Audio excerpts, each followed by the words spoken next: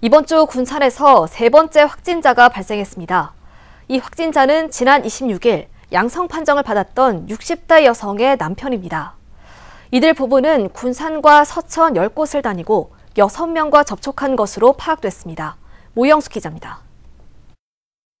군산 두 번째 확진 환자인 69살 여성에 이어 남편도 코로나19 양성 판정을 받았습니다. 대구에 살던 이들 부부는 코로나19 사태가 심각해지자 지난 20일 군산에 살던 아들이 위험하다며 모셔와 함께 생활했습니다. 군산으로서는 두 번째 확진자입니다. 그 다음에 박모 씨 72세 남성이고요.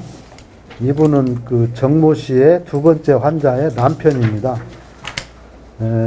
이분은 군산으로는 있다가 전북대병원으로 이송을 해서 군산으로는 세 번째 확진자입니다. 이들 부부가 엿새 동안 군산 7곳과 서천 4곳 등 다닌 곳은 모두 10곳. 군산시 보건소는 현재까지 역학조사를 통해 확인된 이동 동선과 접촉자 수를 공개했습니다. 아들의 직장과 병원, 약국 이외에 공원과 마트 등이 추가로 드러났습니다. 보건당국은 이들 부부의 이동 경로를 추적해 현재까지 아들 부부와 마트 3명, 장항의 의사 1명 등 6명의 접촉자를 찾았습니다. 하지만 일상 접촉자는 더 늘 것으로 보고 있습니다. 두 번째 확진자가 방문한 선별진료소와 동군산병원은 입구에서 격리돼 소독만 하고 운영에 들어갔으며 약국은 영업을 중단했습니다.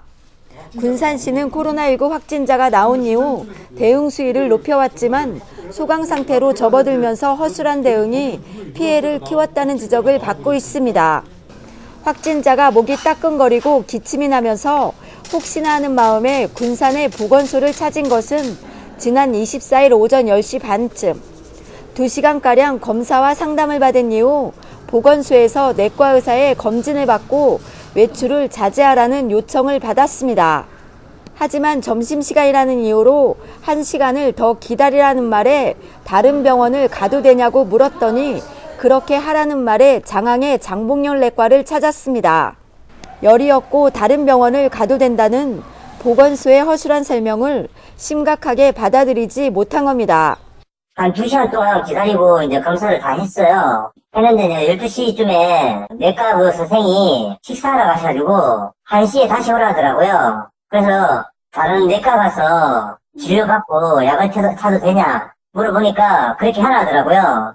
두 번째 확진자는 코로나19가 유행한 대구에서 왔고 나흘 동안 대구의 성당에 다녀온 데다 기침 증세까지 보여 의사 환자로 분류할 수 있었습니다. 하지만 보건소는 지침에 맞지 않는다는 이유로 유증상자로 분류하고 자가격리를 강제하지 못했습니다. 마스크 쓰고 다니고 외출도 좀 자제하시고 이런 것을 권고하고 위생수칙 좀 지켜주시고 의사 환자가 있고 조사 대상 유증상자가 있고 그래요. 그래서 의사 환자로 분류가 되면 검사 결과가 나올 때까지 자가격리 통지서가 발급이 되거든요.